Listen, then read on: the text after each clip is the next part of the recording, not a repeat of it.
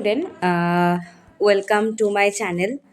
আজকে দেখো আমি যে ইতিহাসের সিরিজটা শুরু করেছিলাম তার 3 নম্বর পার্ট নিয়ে চলে এসেছি। তোমরা যারা দেখোনি আগের ভিডিওগুলো তারা কিন্তু অবশ্যই দেখে নেবে আমার প্লেলিস্ট থেকে, এবং আমি আমার প্লেলিস্টের লিঙ্কটা আমার ডেসক্রিপশন বক্সে কিন্তু আমি দিয়ে রাখবো।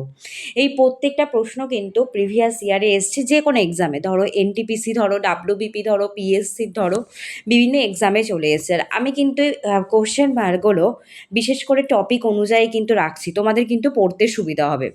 তো আমি দুটো টপিক কভার করেছি। আজকে দেখবে তোমরা যে বিভিন্ন আমাদের বন্দোবস্তগুলো ছিল, যেমন ভূমি ব্যবস্থা, সেগুলো থেকে এনেছি বিশেষ করে, ঠিক আছে? যেমন রায়তরি বন্দোবস্ত, মহলওয়ারি, এগুলো। চলো সময় নষ্ট করব না তেমন বেশি, তো আমরা অ্যান্সারগুলো দেখে নেব। দেখো প্রথম প্রশ্ন কি আছে। আজকে কিন্তু এই ভিডিওটা হয়তো 2-3টে পার্টে হতে পারে, কারণ এখানে আমাদের অনেকগুলো প্রশ্ন আছে। তো মোটামুটি আমরা চেষ্টা করছি 25খানা প্রশ্ন নিয়ে আলোচনা করা আজকের। কত সালে রায়তরি বন্দোবস্ত চালু হয়েছিল, ঠিক আছে? তো আমাদের কিন্তু রায়তরি বন্দোবস্ত চালু হয় কিন্তু কত সালে? 1820 সালে। আমাদের কারেক্ট অ্যান্সার কি? অপশন বি, ঠিক আছে? তোমরা উত্তরটা একবার মিলিয়ে নেবে, এবং তোমরা এটা শুধুমাত্র কিন্তু আমি এই সিরিজটা চালু করেছি একটু মাথায় রাখবে তোমাদের প্র্যাকটিসের জন্য। আমি প্রত্যেকটা অ্যান্সার নিয়ে কিন্তু ডিসকাশন তেমনভাবে করব না, ঠিক আছে? আর 1765 সালে কি হয়েছিল তোমরা জানো কি? দ্বৈত শাসন ব্যবস্থা প্রবর্তিত হয়েছিল, ঠিক আছে? পরের প্রশ্ন দেখো কি আছে আমাদের। দাক্ষিণাত্যের বোম্বেতে প্রথম রাজস্ব বন্দোবস্ত চালু হয় কত সালে? দাক্ষিণাত্যের যে বোম্বেতে প্রথম রাজস্ব বন্দোবস্ত সেটা চালু হয়েছিল ওই 1820 সালেই হয়েছিল, ঠিক আছে? এবারে দেখব পরের প্রশ্ন। রায়তরি বন্দোবস্ত চালু করা হয় ড্যাশ এবং মাদ্রাজে, দুটো জায়গা ছিল, কোথায় এবং সেখানে কোথায় চালু করা হয় রায়তরি বন্দোবস্ত, ঠিক আছে? অ্যাকচুয়ালি রায়তরি বন্দোবস্ত চালু করা হয়েছিল বোম্বে এবং মাদ্রাজে। তো আমাদের কারেক্ট অ্যান্সার কি হয়ে গেল? অপশন এ হয়ে গেল, ঠিক আছে? পরের প্রশ্ন দেখো কি আছে। ঔপনিবেশিক আইন প্রথম প্রতিষ্ঠিত হয় কোথায়? ঔপনিবেশিক আইন কিন্তু প্রতিষ্ঠিত হয়েছিল আমাদের প্রথম বাংলাতে, তাই আমাদের কারেক্ট অ্যান্সার কি? বাংলা হয়ে গেল, ঠিক আছে? পরের প্রশ্নতে দেখো কি আছে। চিরস্থায়ী বন্দোবস্ত জারি করার সময় বর্ধমানের রাজা কে ছিলেন? ঠিক আছে, এই প্রশ্নটা কিন্তু এনটিপিসি 2021-এ এসছিল। তো তখন কিন্তু বর্ধমানের রাজা ছিলেন তেজচাঁদ, এটা মাথায় রাখবে। পরবর্তী প্রশ্ন দেখো কি আছে। ব্রিটিশরা ভারতীয় অঞ্চলের বিভিন্ন প্রদেশে ভাগ করে, যথা বাংলা, বোম্বাই, মাদ্রাজ, এগুলোকে কি নামে অভিহিত করা হয়? এগুলোকে কিন্তু আমরা অ্যাকচুয়ালি বলে থাকি প্রেসিডেন্সি। কি বলে থাকি? প্রেসিডেন্সি। তো আমাদের কারেক্ট অ্যান্সার কিন্তু অপশন এ হয়ে গেল। পরের প্রশ্নটা দেখো কি আছে। স্বাধীনতার পূর্বে ভারতের কোথায় প্রথম চটকল গড়ে উঠেছিল? চটকলটা কিন্তু গড়ে উঠেছিল, তোমরা মাথায় রাখবে, বাংলায়। আমাদের কারেক্ট অ্যান্সার কি? অপশন বি হয়ে গেল। নেক্সট প্রশ্ন দেখো কি আছে। লর্ড কর্নওয়ালিস বাংলা, বিহার, উড়িষ্যায় যে বন্দোবস্ত চালু করেন, তো লর্ড কর্নওয়ালিস যে বন্দোবস্ত চালু করেছিলেন সেটাকে বলা হতো চিরস্থায়ী বন্দোবস্ত। এর আরেকটা নাম কি ছিল জানো? সূর্যাস্ত আইন বলা হতো। একে কি বলা হতো? সূর্যাস্ত আইন বলা হতো। আর যে বন্দোবস্তগুলো আমাদের অপশানে আছে সেগুলো কিন্তু আমাদের প্রশ্নে আছে অবশ্যই, তখন কিন্তু আমি সেগুলো আলোচনা করছি। দেখো পরের প্রশ্নটা কি আছে। ড্যাশ সালে হিন্দু বিধবা আইন পাশ হয়। এই আইন দ্বারা ইস্ট ইন্ডিয়া কোম্পানি অধিকৃত ভারতের সকল স্থানের বিধবা মহিলারা পুনঃবিবাহের অধিকার পান। এটা আমাদের কারেক্ট অ্যান্সার কি? 1856 সালে কিন্তু আমাদের বিধবা বিবাহ আইন পাশ হয়েছিল। পরের প্রশ্ন দেখো কি আছে।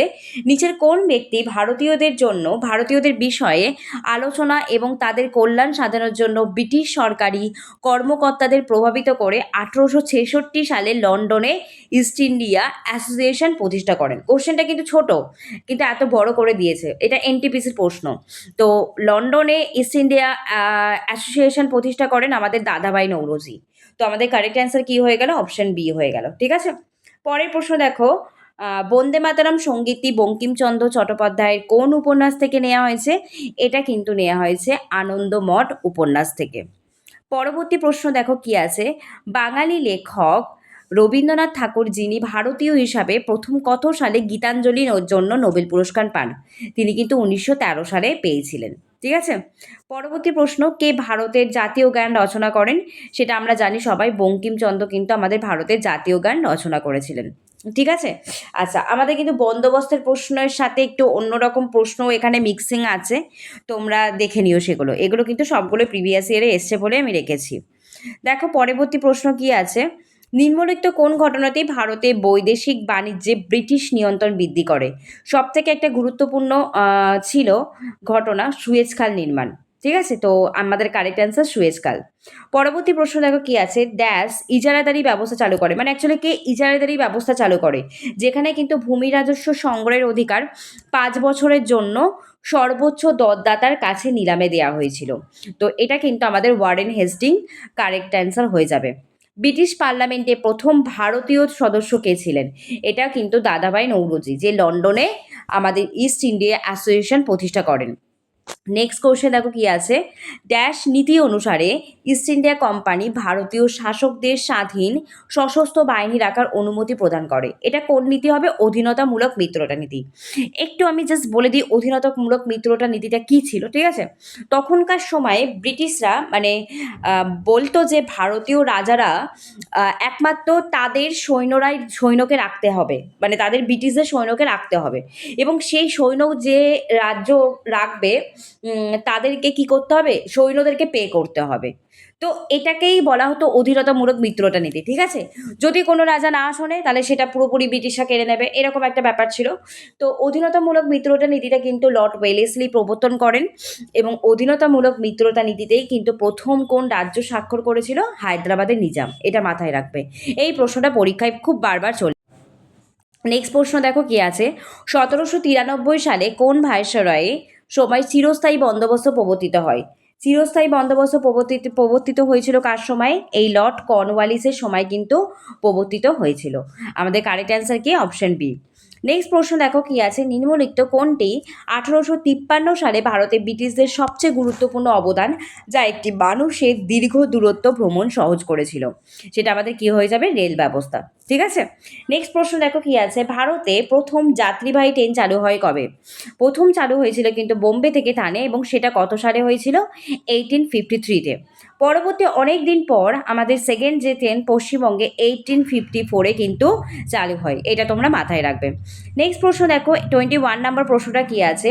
নিম্নলিখিত কোন রাজ্যে প্রথম যাত্রীবাহী রেল চালু হয়েছিল? এটা কিন্তু মহারাষ্ট্রে চালু হয়েছিল। ঠিক আছে? পরের প্রশ্ন দেখো কি আছে? 1867 সালে ভারতের মাথাপিছু আয় গণনা করেছিল এবং poverty and un British rule কে প্রবর্তন করেছিল? সেই গ্রন্থটা কে প্রকাশ করেছিল? তো আমাদের কারেক্ট অ্যান্সার কি? দাদাভাই নৌরোজি হয়ে যাচ্ছে। পরবর্তী প্রশ্ন দেখো কি আছে? কত খ্রিস্টাব্দে ইস্ট ইন্ডিয়া কোম্পানি দ্বারা চিরস্থায়ী বন্দোবস্ত প্রবর্তিত হয়? চিরস্থায়ী বন্দোবস্ত আমরা দেখলাম কে প্রবর্তন করেছিল? কর্নওয়ালিস, সেটা ১৭৯৩ সালে প্রবর্তিত হয়েছিল। নেক্সট প্রশ্ন দেখো কি আছে? ভারতের প্রথম বস্ত্রবয়ন কারখানা ১৮১৮ সালে কোথায় দেশের নিকটে ফোর্ট গ্লসারে স্থাপিত হয়েছিল? এই ফোর্ট গ্লস্টারটা কিন্তু আমাদের কলকাতাতে আছে। তো কলকাতায় কিন্তু স্থাপিত হয়েছিল। তো আমাদের কারেক্ট অ্যান্সার অপশন ডি। পরবর্তী প্রশ্ন দেখো কি আছে? ভারতের প্রথম রেলপথ নির্মাণ আমরা দেখলাম ১৮৫৩-তে মুম্বাই থেকে থানে, অনেক সময় বোম্বে থেকে থানেও বলে। তো মুম্বাই থেকে থানের মধ্যে কিন্তু হয়েছিল। ঠিক আছে?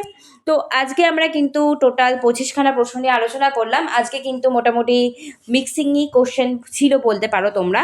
পরবর্তী ক্লাসে কিন্তু আমি আরও প্রশ্ন নিয়ে আলোচনা করব। তোমরা কিন্তু এই সিরিজটা দেখতে থাকো। তোমাদের কিন্তু প্র্যাকটিসের জন্য কিন্তু আমি এই প্রশ্নগুলো আলোচনা করছি ডেলি।